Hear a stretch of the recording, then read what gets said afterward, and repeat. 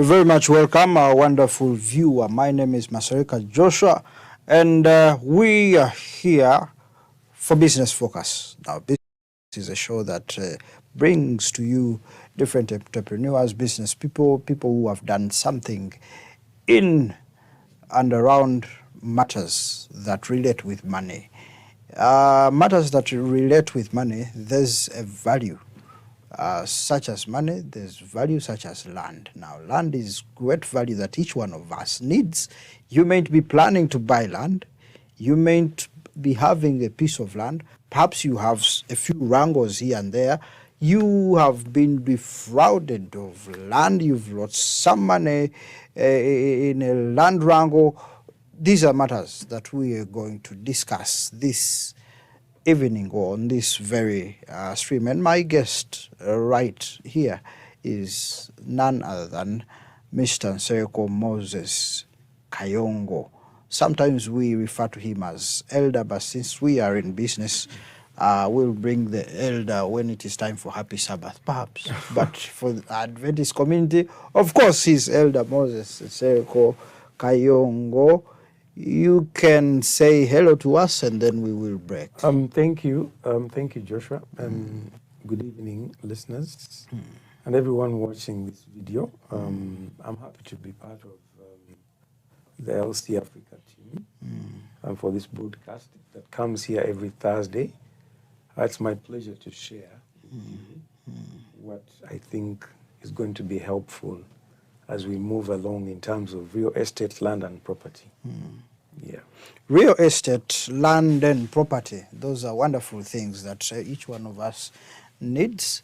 One day, one time, I think it will be wonderful if we get to look at real estate in Uganda versus other countries. I think that will be a wonderful discussion. Sure. Just subscribe, like, and share, because there's much more that is coming. Now, there are simple mistakes that people do. Yes.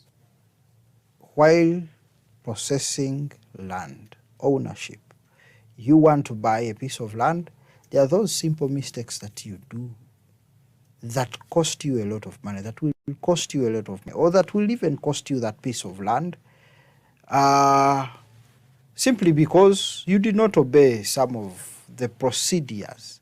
Now, we want to warn you about some of these mistakes that may lead to land fraud, or that are the leading to the frauds that we have. And it is this that we want.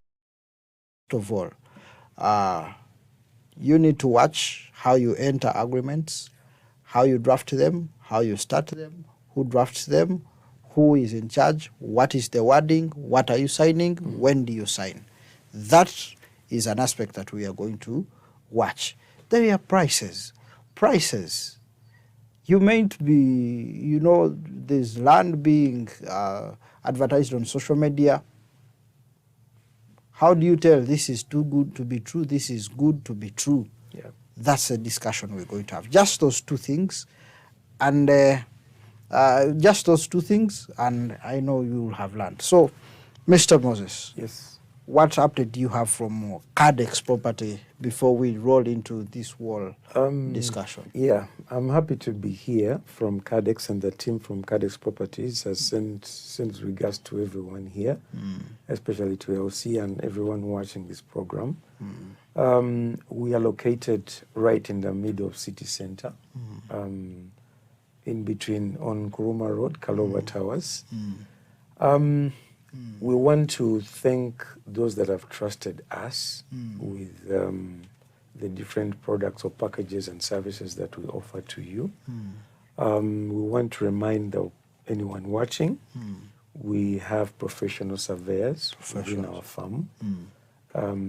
These are very key when you're talking about land. Very, very important aspect. We also have a legal team that does our work, but as well can also be part of your team. We have shared our legal team with many of our clients that have issues, because we have been with the legal team for quite a while. We know them, we know the surveyors, we know We even have valuers if you want to value a property. So these are things that are very important. So Cadex properties, and then most especially a very special message goes to the diaspora community, which predominantly is our niche. Oh. Yes, that's our area. That's your area of focus. Yeah, why Ugandans, Joshua, you have so many people who can serve you. But someone who is in UK, Dubai, Canada, Qatar, wherever they are, it becomes very difficult. And they have gone through quite a lot of issues when it comes to buying, managing, everything to do with real estate. When you're not home, becomes a very big problem. So that's our niche. Basically, that's our area of focus, because we know that when you're outside the country, you're likely to be deprived of the opportunities.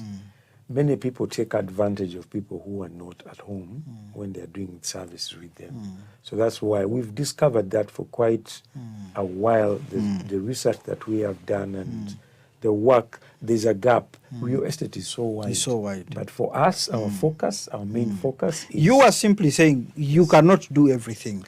Of course not. So you need to get an inch and focus on that, Yes, our and do it well. Our area of focus, we're looking at Ugandans living outside this place. But we also have clients who are home. So, but our specific desire is to make sure that we bring a smile on a Ugandan who is outside. They want to buy, they want to lease, they want to construct, they want to renovate, or whatever they want to do that is in the area of real estate. They want to value their property. They want to use services of a surveyor. All those different. They want to process a land title. All those different issues are the ones that we if someone said that Cadex Property Services focuses on lights and people up, people who speak Luzungu, people who are up there, people who have big money, and doesn't care about not at all. Customers, would they be right? No, not at all. One, like I said, we are serving Ugandans home. So we've been able to serve every level of Ugandan who comes to us, and we don't chase anyone. So client, or like you have said, every client. So for us, we do not even have that kind of threshold or classification. You see, when you speak English and then you are at Kalobwa, people take you for, they even fear to ask for prices. Yeah, but we are not discriminating. We are not chasing away any client. We are serving every Ugandan, especially those that are not in this country, but even those who are at home, we are giving our service. Our service is open to everyone. Because actually, many people have consulted us. Even those who recently, a client came, she had bought land through a real estate company that I'm not going to mention, and there were issues. So when she came to us, we said, okay, it's okay. You don't even have to pay us. For what we are going to do for you, we can serve you without even you giving us any money. So I want to tell you that for some problems and some issues, we have even gone to that level of serving the lowest of clients that you can think about. Okay. Very wonderful. Let's get to our topical discussion of the day. I know you have had at least one or two, three things very important from Cadex specifically. You are in the diaspora. You are in London. You are in Turkey. You are in California. Whatever countries, whatever states that you are in, if you want to buy property in Uganda, you are abroad, you need to be careful who you work with. Now, there's Cadex Property property services that is here for you, and it has that specific package that is tailored for people who are abroad. They will help you in the surveying, they will help you to make sure that everything is done, due diligence, etc., and you will have your land title without any worries with you. There are common mistakes now that people do in buying land. First of all, let's handle this whole bubble of pricing. Okay. Pricing Yeah. between a surveyor and a landowner, who sets the price of a particular plot? We are confused. Okay. Thank you so much. Price is tagged to value. Price of land is tagged to value. That's the first thing. Value. Now, there in Uganda, urban, peri-urban, rural, it attracts different prices. Those are some of the things that determine what the prices should be. The development of the property, where it's located, but most importantly, you know, there's also what they call the going price. The around, yes. Oh, the price of a property. around. If you came to Nansana, 50 by 100, just as an example, depending on, is it on the main road, that's a different price. or near the swamp? Swamp, different price.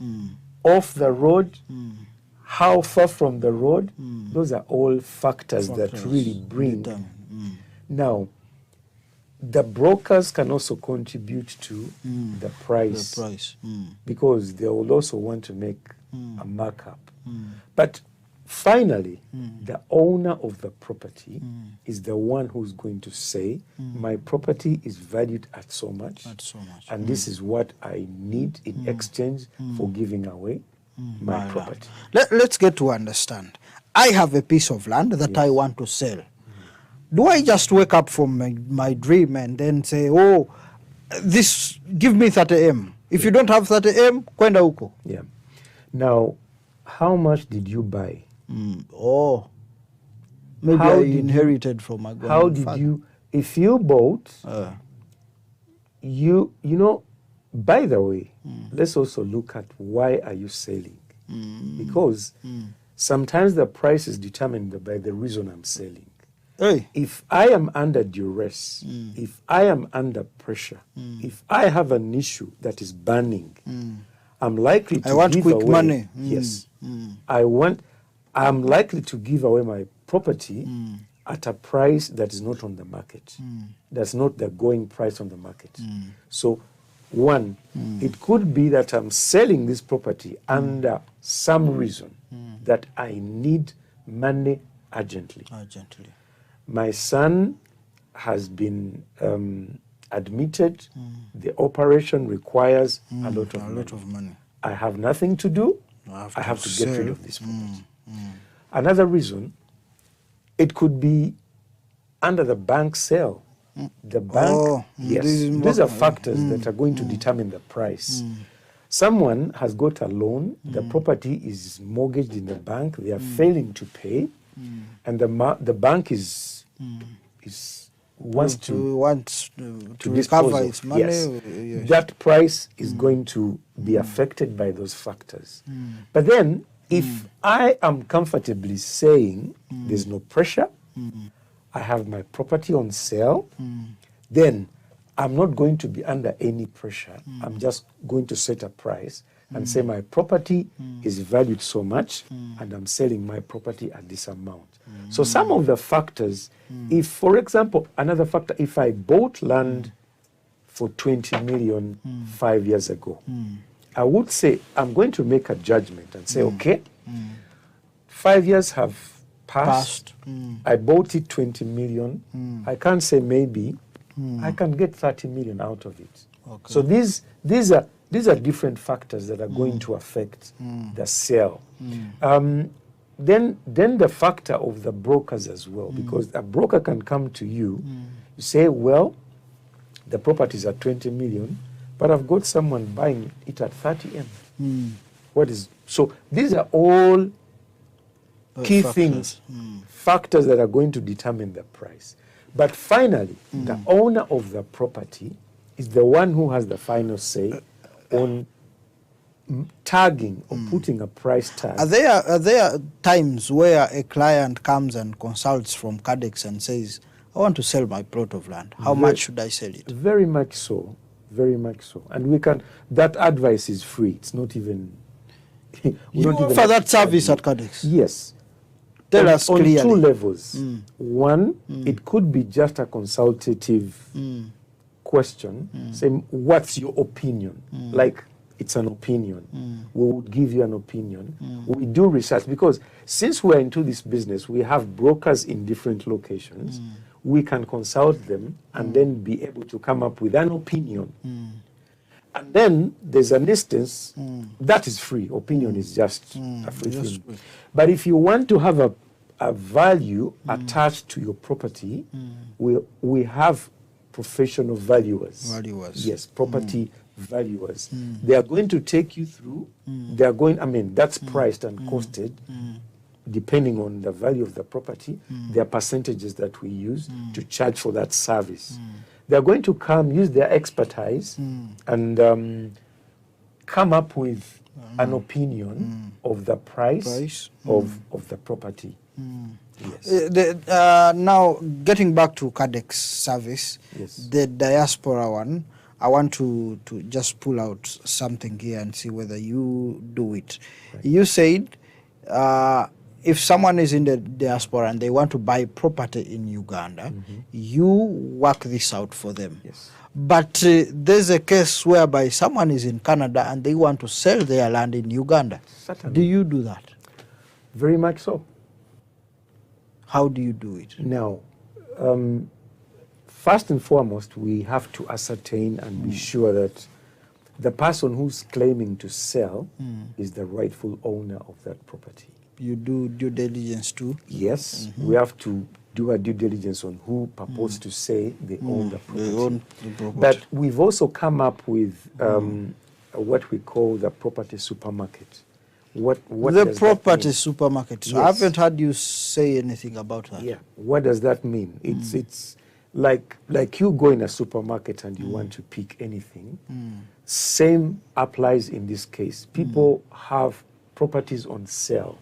All they have to do is to bring them to us, and then we can put them on sale to the public or to whoever wants to buy that property. So that's part of the services that we offer. We discussed this while discussing price. Yes.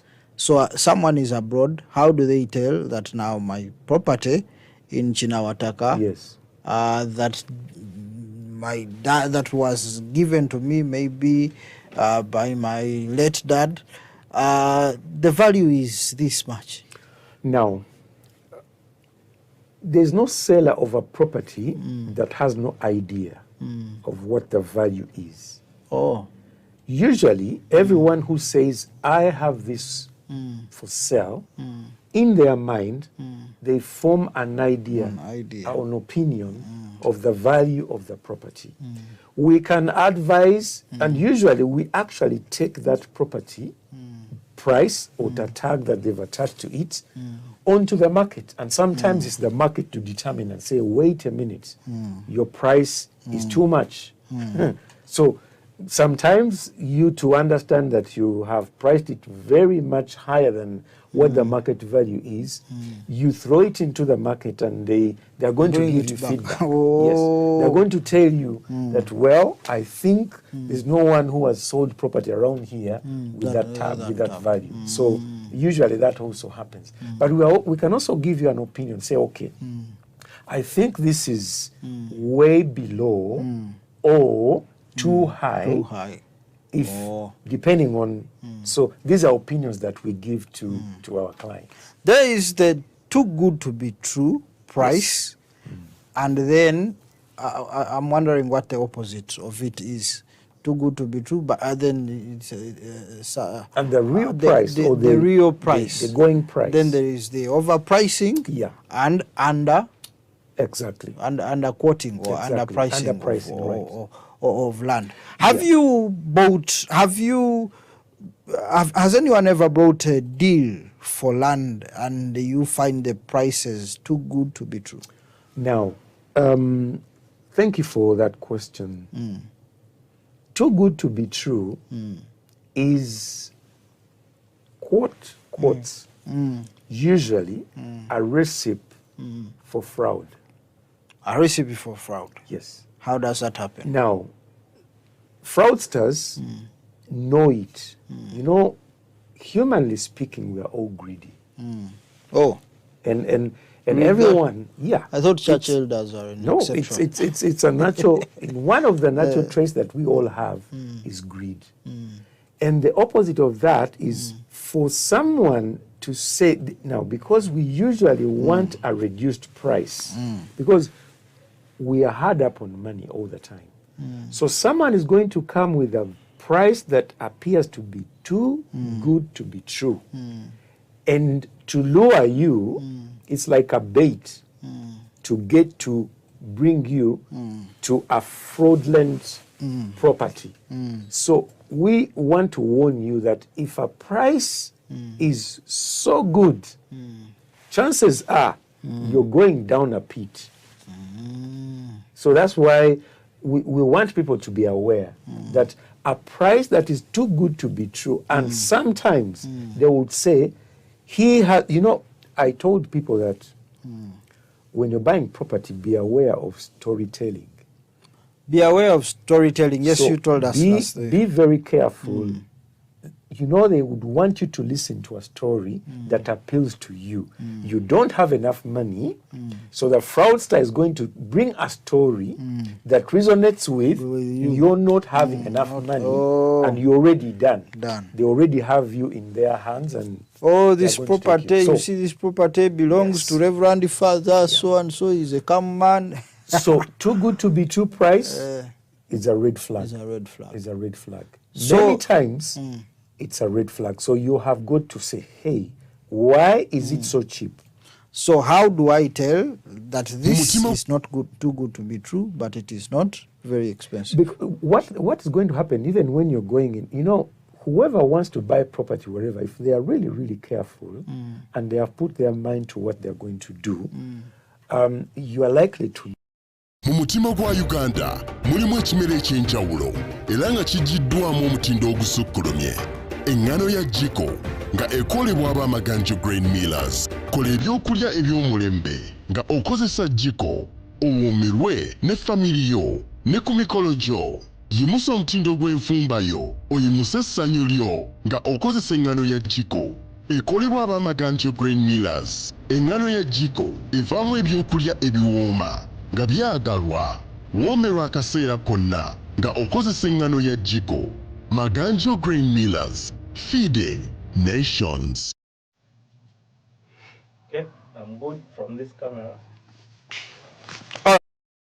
I want to specifically ask the whole community of land sellers and surveyors to at least come up with uniform, understandable prices. Don't we need a policy that regulates prices of land in this country? Because you seem to be selling land in Uganda much more expensive than in New York. Well, you're probably right, and maybe you're not right. The demand and supply, this is a question of demand and supply. It also affects. Property in Uganda is actually growing very fast because of we are a developing country. Lots of things are happening. You know, roads are being made. You will take note that today a road that is tarmac, tomorrow things are going to be different. A Maram road, tarmac road, you know, construction of different things that are happening. So these these are factors that change the pricing of properties around, in and around. And development is also coming in. People are doing a lot of things. Today, you have your property here, and an investor from China wants to buy it. You know, what does that mean? That means, and the investor is ready to pay the price. So things are changing for the good. You not see, for the bad. some of you, sometimes you have the price, you've set it. If they give me 30 million, it is okay. Then you look at who is buying. Is it church? Church, these people. Then you hear, oh, there's an investor. You change the price and double it and triple But it. you see, I don't think that is criminal.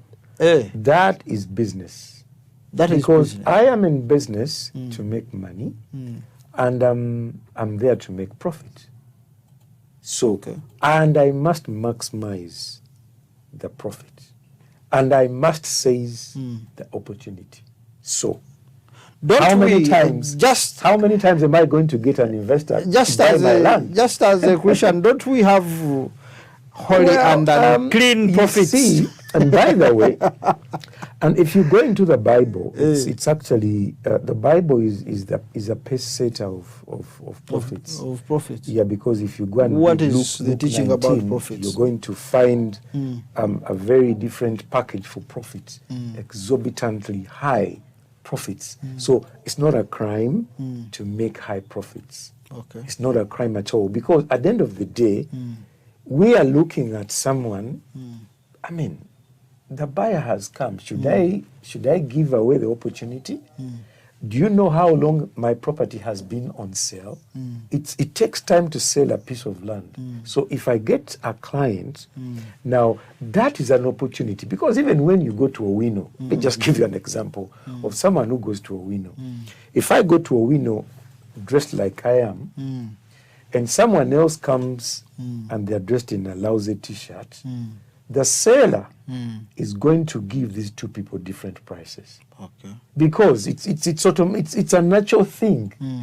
It's a natural thing. So that judgment of price and who is buying, who is giving me the best price, because the bottom line is for me to make profit. Why don't we just operate like supermarkets and say 400 and it is 400 to everyone? Yeah, I think that will come.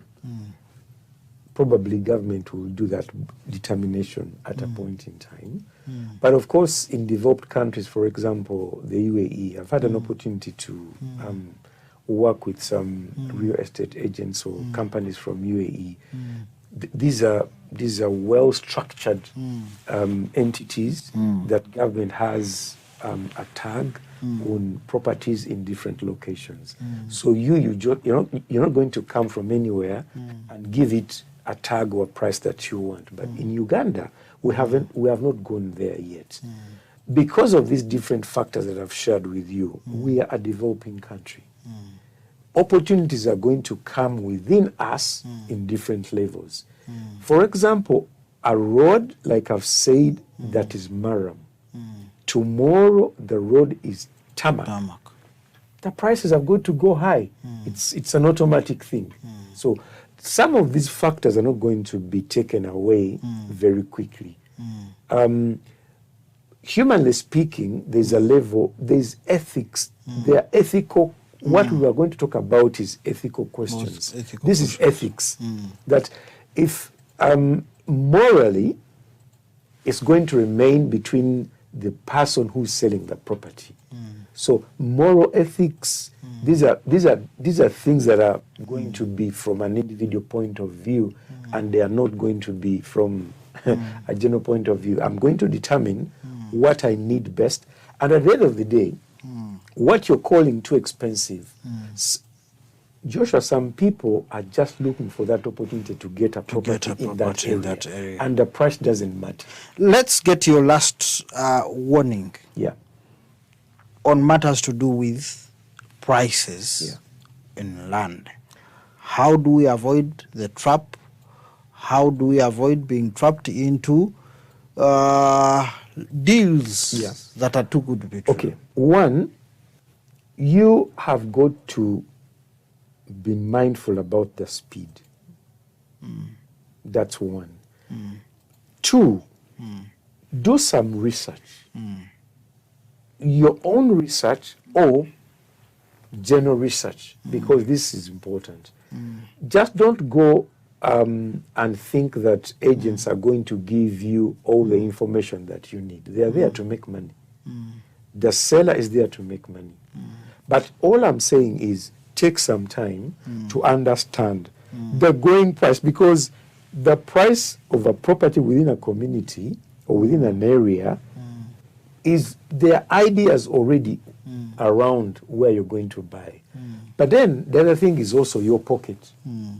Because if you don't do research, then it's your pocket that's going to suffer. It's your finances that are going to suffer. So all we are telling people is take some time. So the moment you're told the price, please, the next step, do research. Yeah, do research and then compare. Compare. Because people have been in this area for quite a while. They're going to tell you that, I think that is too much.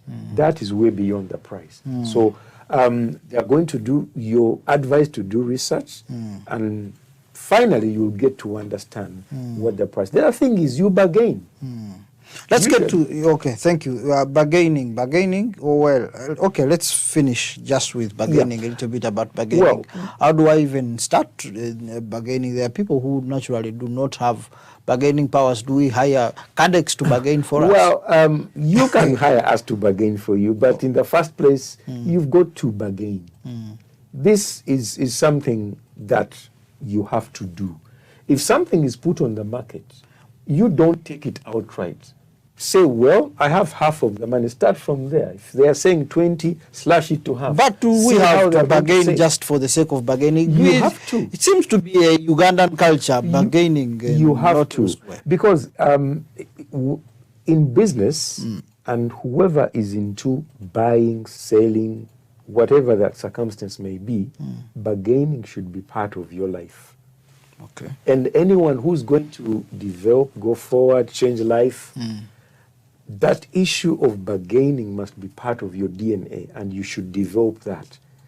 Because if something has been put on the market, sometimes there are options of bargaining, sometimes there are options of not bargaining. But all we are saying, you have got to do some bit of bargaining. Okay. Yeah. All right. Some bit of bargaining, you need to bargain. You need to make sure that what you're told is not, you just don't say yes because you have the money. Yeah. Now, let's look at matters to do with land surveying. Yes. Why don't I just go use my eyes and tell whether this is worth buying or not? Okay. Thank you. When we're talking about surveying, we are talking about properties that private mile, freehold, lease, titles, or we are talking about a titled property. Now, titled properties are geo-referenced. All we are saying is they are marked. Marked. Yes, like the size of this room, if it was maybe an acre, these marks and the points and the shape of the land is all marked. And those markings are actually referenced on the land system. So that means you cannot use your eyes. That's why in many cases, if my land ends here, I am likely to either construct, you have seen even wrangles where someone has said, you have constructed your perimeter wall on my land. What was the problem? The problem was this land was not boundary, the boundaries were not opened, or you who constructed, you did not mark exactly where your land ends or where it's with the boundaries of your land. So you cannot use eyes. Who is a professional surveyor? Now, a professional surveyor, one, is someone who's registered, because there's a surveyor's board, registration board. These are registered, like you have nurses and doctors registered, so the surveyors are also registered. So it's best that you use a surveyor that is registered. And their registration actually is there every year. They renew their registration every year round. They are registered as duly authentic surveyors within the country. So those are the ones that are recommended to be used. Reason being, if he does do a boundary opening or does some survey work for you, they're supposed to produce a report and they're supposed to stamp on the report. That report can be used in court, it can be used in bank. So it's professionally done, and you're advised to have at least a professional registered surveyor. It saves you a lot. Yes. Professional land surveyor, very, very important if you want to make your land title, you want to sell, you want to buy. There's a lot of surveying helps us find facts. Very much so. And many of the facts, one is to confirm. Let me give you an example. In like land that is being sold in an estate, we are saying different plots, different plots, different plots. How do you locate that this particular plot is the one that they are selling? That it wasn't sold yesterday. The plot, the estate has 30, 100 plots that are being sold. You are buying just one of the plots within that estate. How are you going to be sure that this particular piece of land is the one that I am paying for? We have known people who have paid for land and it was in a different location. They have even constructed on a piece of land that was not theirs. In an estate, wait a minute, let's understand this. In an estate of 100 plots, someone may buy maybe close to the road, on the side that is close to the road on this estate, and then they begin constructing only to be told some 2 years that, oh, your actual plot is the one behind near jackfruit. So the question was, what went wrong? What went wrong? The thing is, you did not use the surveyor to map and locate. Because that is the purpose. One of the purposes is to locate the exact spot. 2, the size, you know, the size of the property, the spot where the land exactly is, and to be sure that the boundaries are clearly not interfered. You know? Okay. So they will come up with a report and they say, okay, I think this is the right location, this is the right title, and you're also going to know the names of the owner, the details that are in there. So a surveyor is very, very, very important. Why should we pay them? Yes, you've explained all these roles they are doing, but you know, there's always costs that come. Even companies, if you want them to sell, maybe I want Cadex to sell my land, to do brokerage services. Then you ask, first give us fuel to come. And then that fuel, there's need for a surveyor, for a fee for a surveyor. Why all those? Now, why pay for the surveyor? If you don't pay for the surveyor, you are going to land into problems. Reason being, you are likely to go on a piece of land, one, that is not the one that you have bought, that is not the one that you want to buy. 2, there might be issues around this land that the surveyor, with their professionalism, are going to bring out to you for you to see and understand and make a judgment. The other reason is we employ or bring these surveyors for them to help us make a decision. Because all we are saying is you're going to make a decision to part with your money to buy this particular property. But you don't know land issues. You don't even know whether this was a fake title anyway. So out of the experience of a surveyor, they're going to give you all those facts. They're going to tell you who the owner is, where the land is located, how the boundaries are intact or interfered, you know, the owner of the property, the encumbrances that could be on the property. These are all going to come out in that report that a surveyor is going to give you. So it saves you a lot. Then the other thing that I want us to clear, if I have my money, let's say 1 billion, or I just got a deal and then there's someone buying, then I want to buy them off. You see, there is rushing, whereby it is the seller who is putting the buyer on pressure to buy. But I don't know if you have encountered an incident where it is the buyer pressurizing the seller, get the money, get the money. I want this plot of land today. I don't have time. I have a flight tomorrow. That's very true. And cases of rushing and speed are either side. Okay. So in this case, when the owner or the buyer is the one that is under duress or with speed, it happens. But you know, the determinant factor is the speed.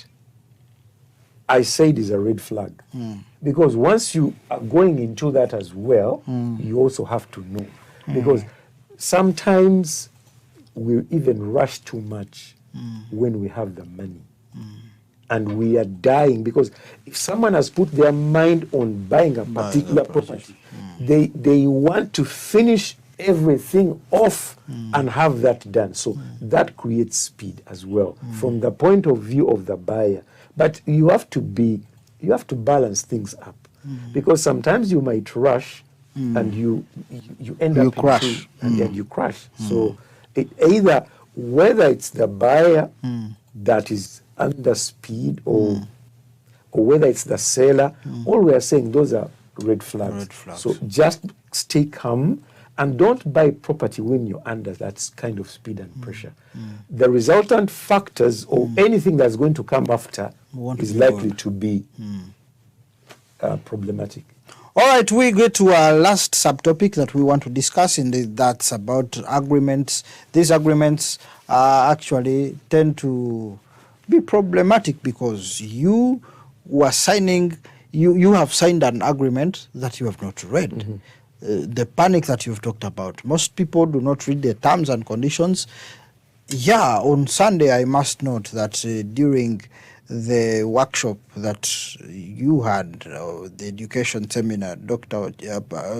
Ochichi was mentioning about how people rush into bank loans. And the loans manager or the loans officer is telling this person, please, could you read the terms and conditions? I want money. I want money. You are delaying me.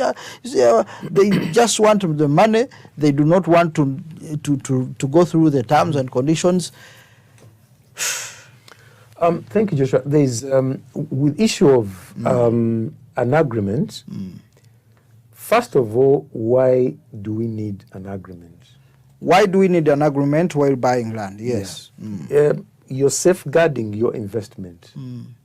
And because we are exchanging value for value, money for property, property for money, it's important that these two parties agree on certain terms.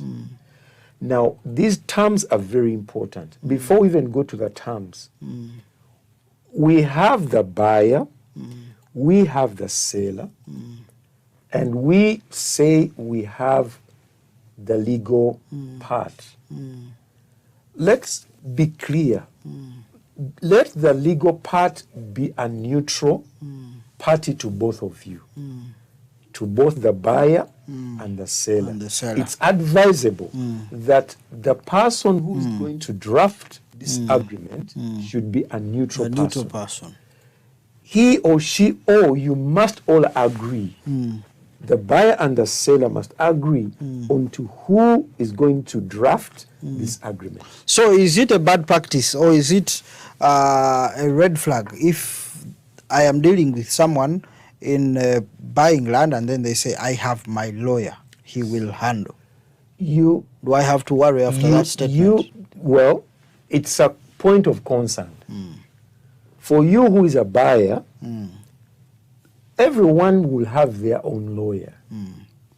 Whether they have or they don't, we have to agree on which particular legal person we are both comfortable with to draft the agreement.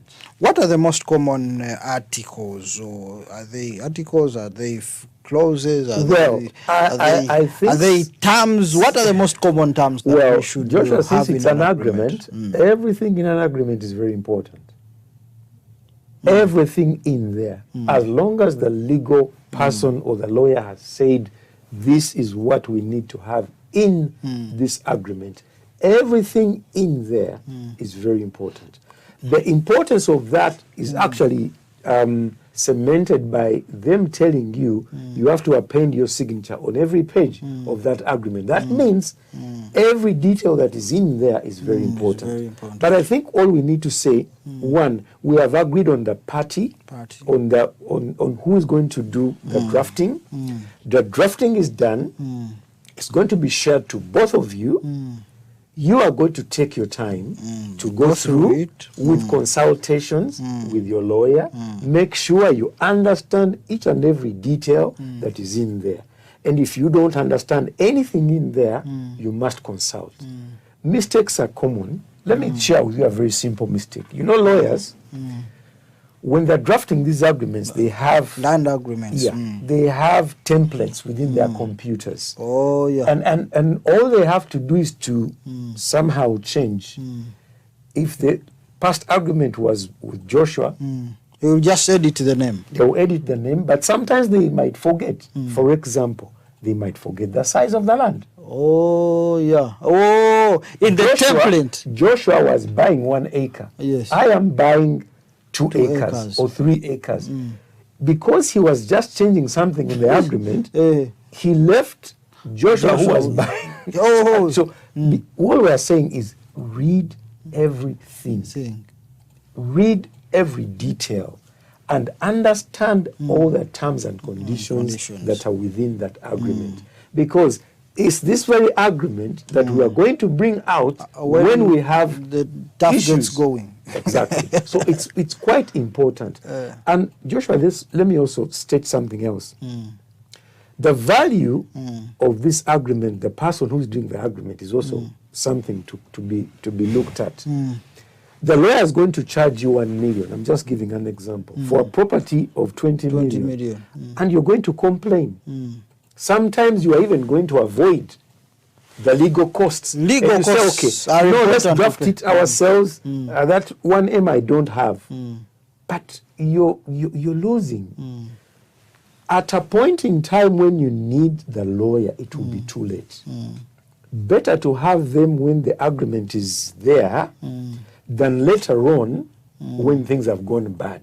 We have seen scenarios where things have gone bad and you've remembered, oh, I wish I used this. Yeah. I wish I had a lawyer. Get to take the time, pay the cost, get the advice, have them draft, read, sign, read before you sign. You need a lawyer in all these transactions. Now, the agreement, or only that, I don't know, you've not taken us through a few possible clauses. Okay, you've told us about forgetting switching templates from one. Those are some of the human template errors that was used to buy land in Mbale is the same template being used to buy land in Kampala, and then you forget a block number somewhere, or even write another block number. These are key. These are key things. So this is a point of we need to give it much more focus. That where matters are going to be, because do you know that some people can intend to put some clauses within the agreement that are going to be against you who is buying, either way. For example, when are you supposed to make the final payment? What period and how did you agree? These are very important statements. For example, they will say on or before. These are simple terms, but you must understand, what does it mean? If they're telling me, and did you agree that you're going to complete the land within this time, if you do not pay within that particular time, what does that clause say? What happens? Okay. You know, sometimes they would say, if you don't complete within a particular time, the sale is null and void. Yeah. You lose everything. But did you read? when you're signing or when you're reading or when you're going to sign, did you read and understand? Because it's not only reading, but need it's to understanding. Ask every clause. I have clients who have actually taken our lawyer through to explain every clause. What does this mean? And be aware.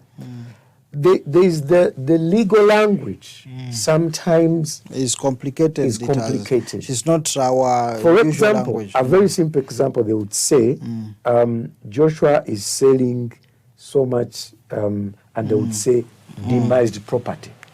Demised If they said demised property, that is a legal jargon that says this is a land that has been sold or the land that is being given away. Demised means it has changed hands from Joshua to Moses. But you must understand. Ask all these clauses and understand what they mean. Or on or before, what does it mean? Let the lawyer explain to you that this means that if you don't pay this property on this date, if they say null and void, you'll have lost all the money. They will also reach an extent to say, okay, add some interest.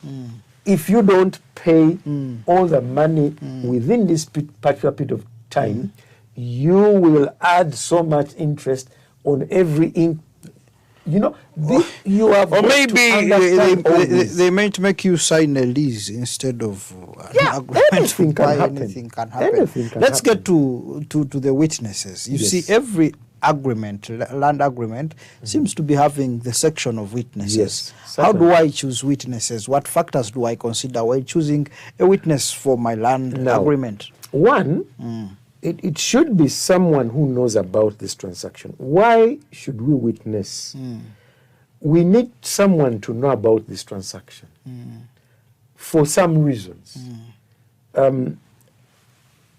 To understand every detail that has been going on in this transaction. Say, Joshua was present. He understood every detail here, and they will append their signature to say, okay, I was part of this. So for the witnessing part, choose people that know you.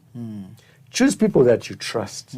Choose people that are understand what you're dealing with. That at a later point in time, they can be witnesses of that particular transaction that happened. So that's the purpose. So choose people that you trust, choose people that you know, choose people that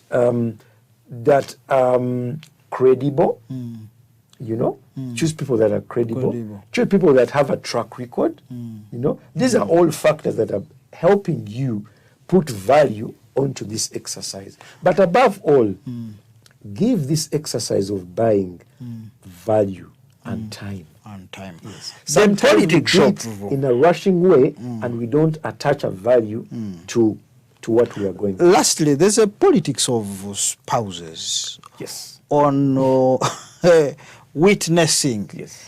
If I am buying a piece of land, is it mandatory that if I am married, my spouse must sign? Now, it all depends on the relationship with your spouse. Okay. Sometimes yes, sometimes no. But it's recommended to for many reasons. If you, I want to share with you a very simple scenario. In the work that we have been doing, someone were into a transaction. After the transaction, the person passed away. Okay. You are a week after the person died. So what happens? They have just bought a property, and probably the wife doesn't know. But in this case, the wife was part of the witnessing of the entire thing. So it's important that if you are in a good relationship, because spouses and issues of marriage depend on the temperature of what is happening within the family. within the family. But it's advisable that you use people that are close to you. If it's your spouse, if it's your wife, let them know what you're doing. It's not a crime for them to know. It saves you. Yes. So concealing, hiding, and kukutaling with the documents. Many. You know, do you know that there are people out there who don't even know that their husband and spouses own properties left, right? Yeah, when they pass on, these properties can literally be lost to other people. These are things that are very practical. So for them to witness saves both of you, saves all of you. So it's better that you understand and you pick people that are close to you in relationship. It's important. Wonderful. I think we call it a show for today.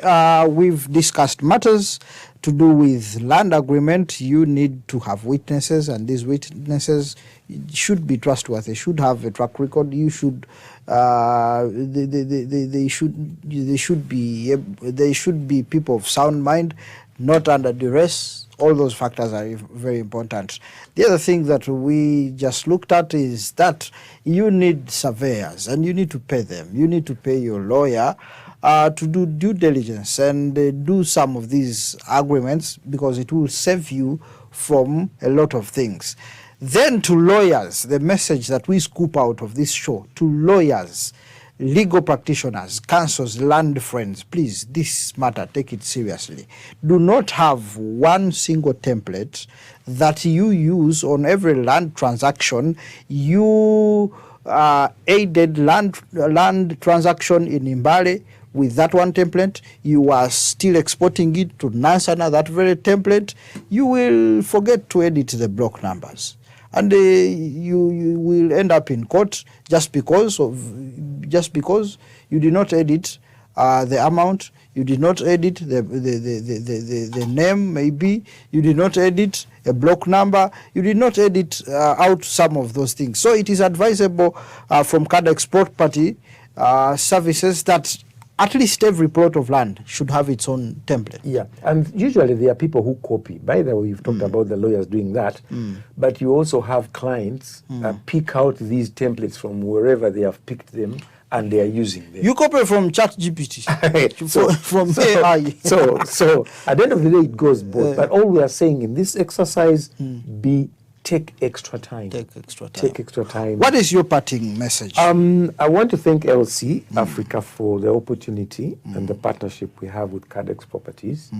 I will want to thank every viewer of this program, but we want to assure you that Cadex Properties is not here only to give you this education, but we are also here to make sure that you have a comfortable ride. Let your heart be at ease when you're dealing with property. And we are advising, use us. For some of the consultations, it's free. Some of the consultations are free. It's free. But most importantly, we want to put a smile to any Ugandan who's living abroad. Our area of focus is the diaspora community. And for them, we feel that that area has been neglected because we are really, really looking out to people in the diaspora to help them with the transactions in and home in Uganda. Otherwise, we want to wish you a very prosperous week, and God bless you. God bless you abundantly. Thank you very much. Thank you very much for watching and subscribing and liking and sharing. Until next time, thank you. Umutima gwa Uganda mulimu ekimera ekyenjawulo era nga kijiddwamu omutindo ogusukkulumye. Eŋŋano ya Jiko nga ekolebwa ab'amaganjo Grain Millers. Kola ebyokulya eby'omulembe nga okozesa Jiko, owoomerwe ne famiri yo ne ku mikolo gyo. Yimusa omutindo gw'enfumba yo, oyimuse essanyu lyo nga okozesa eŋŋano ya Jiko. Ekolebwa ab'amaganjo Grain Millers. Eŋŋano ya Jiko evaamu ebyokulya ebiwooma nga byagalwa, woomerwa akaseera konna nga okozesa eŋŋano ya Jiko. Maganjo Grain Millers, feeding nations.